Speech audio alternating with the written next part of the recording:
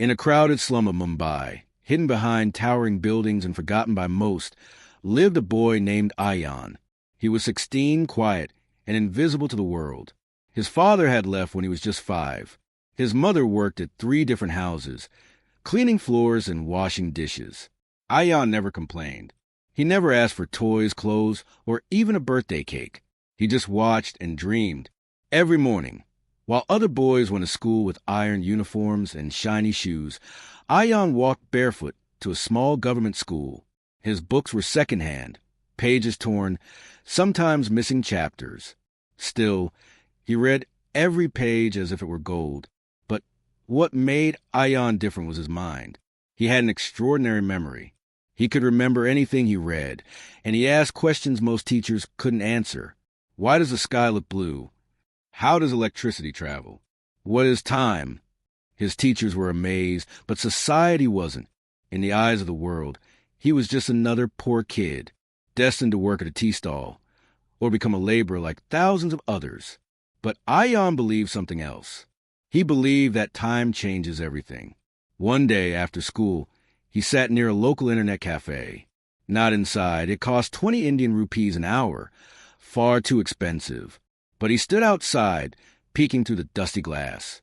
On the screen, he saw something that would change his life forever. It was a TED Talk. A man on stage was speaking about the power of the mind, about turning pain into power, about rising from nothing to everything. That night, Ayan didn't sleep. He kept hearing one sentence over and over again.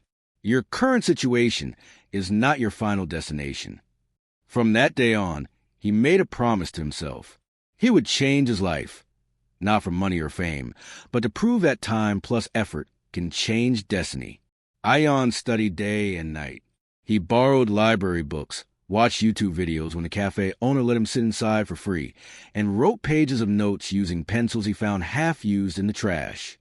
He wanted to become an engineer, a real one, the kind that built machines, solved problems, created change. But reality wasn't kind. When he turned 18 and applied for college entrance exams, he scored well, extremely well, but he had no money for tuition. His dreams once again stood on the edge of collapse. His mother cried. "Maybe it's time to start earning, Ayan," she said. "We need the money." Ayan said nothing. He just nodded and walked out. He walked to a local electronics repair shop and asked for a job. He started fixing phones and fans during the day and studied at night. His fingers were often cut, burned, swollen, but he didn't stop. One night, while trying to build a small circuit model from scrap parts, he fell asleep on the floor. When he woke up, there was a message on his phone. It was from an NGO that sponsored education for underprivileged youth. He had applied 6 months ago and forgotten about it.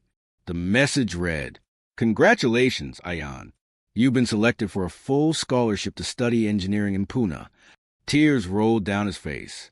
He looked at the ceiling and whispered, "I told you, time changes everything."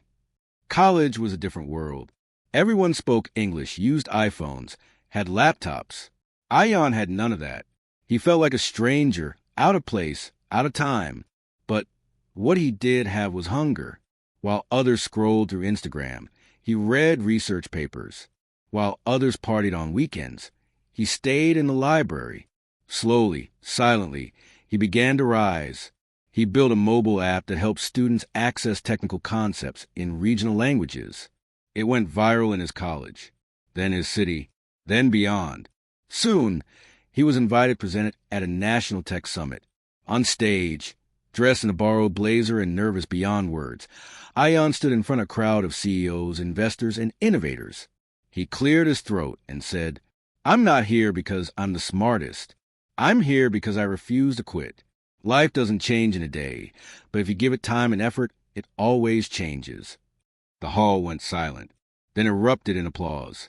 That night, Ayan received 3 internship offers and 2 investors who wanted to back his idea.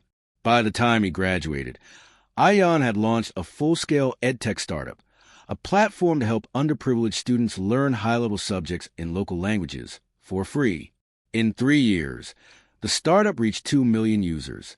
He won awards, was invited to international conferences, and even met the Prime Minister. But Ion never forgot where he came from. He built libraries in slums, set up free coding boot camps, sponsored 100 scholarships for kids just like him. And every year, on the same day he got that scholarship message, he goes back to his old repair shop, sits on the floor, and reflects on the journey, because he knows it wasn't luck. It was time. Time plus hard work. Time plus belief. Time plus patience.